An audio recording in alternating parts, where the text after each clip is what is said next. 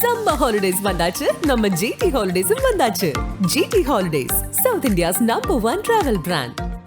பழைய நகையை கொடுத்து வைட் 11 மந்த்ஸ்ல அதே அடைக்கு புது நகையை எடுத்துக்கோங்க. எக்ஸ்ட்ராவா ₹1 தர வேண்டாம். Magic old gold exchange.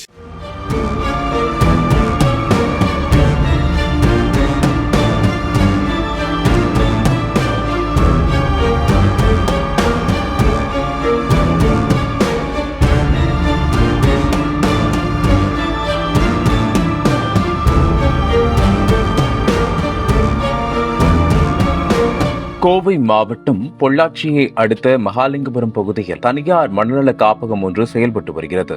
அதன் உரிமையாளராக கவிதா, ஷாஜி, கிரி ஆகியோர் இருந்து வருகின்றனர். இந்த காப்பகத்தில் மனவளம் குன்றிய 23 பேர் தங்கியுள்ளனர். இதனிடையே கோவை மாவட்டம் சோமலூர் பகுதியைச் சேர்ந்தவர் ரவிக்குமார். இவருக்கு 21 வயதில் வருண் என்ற மகன் உள்ளார். சற்று மனநலம் பாதிக்கப்பட்ட வருண் கடந்த 3 மாதங்களுக்கு முன்பு இந்த மனநல காப்பகத்தில் சேர்க்கப்பட்டுள்ளார். இங்கு சேர்க்கப்படும் நோயாளிகளை பெற்றோர்கள், உறவினர்கள் என யாரும் உள்ளே சென்று சந்திக்க கூடாது என காப்பக நிர்வாகிகள் தெரிவித்துள்ளனர்.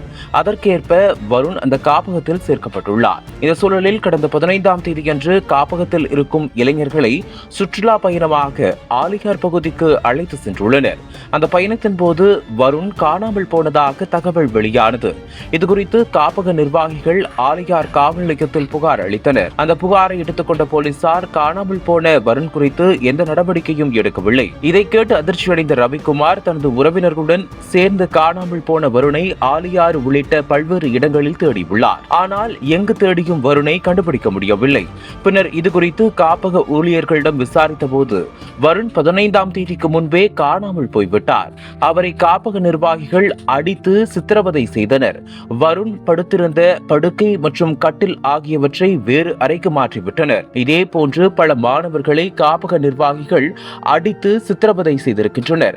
அதே போன்று வருணை தாக்கியதில் அவரது கால் மற்றும் உடலில் பலத்த காயங்கள் ஏற்பட்டதாக காப்பக ஊழியர்கள் சிலர் தெரிவித்தனர். இது தொடர்பாக ரவிக்குமார் தனது உறவினர்களுடன் சேர்ந்து கோவை மாவட்ட காவல் கண்காணிப்பாளர் அலுவலகத்தில் புகார் அளித்தார். அதில் காப்பக நிர்வாகிகள் முன்னுக்கு பின் முரணாக பதிலளித்துள்ளனர். கடந்த 3 நாட்களாக காப்பக நிர்வாகிகளின் செல்போன் சுவிட்ச் ஆஃப் செய்யப்பட்டுள்ளது. அங்கு சிசிடிவி காட்சிகளும் இல்லை.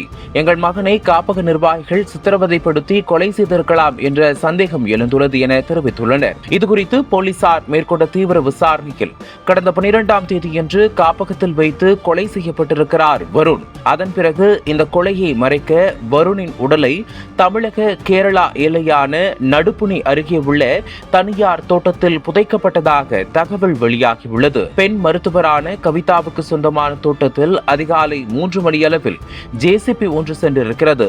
அங்கு வருணின் உடல் புதைக்கப்பட்டு அதன் மீது செடிகள் நடப்பட்டிருப்பதாகவும் கூறப்படுகிறது. இதனிடையே மனநல காப்பக மேற்பார்வையாளர் ரித்திஷ் கைது செய்யப்பட்ட நிலையில் இது தொடர்புடைய குற்றவாளிகளை போலீசார் தீவிரமாக தேடி வருகின்றனர். இச்சம்பவம் கோவை மாவட்டத்தில் பெரும் பரபரப்பை ஏற்படுத்தியுள்ளது.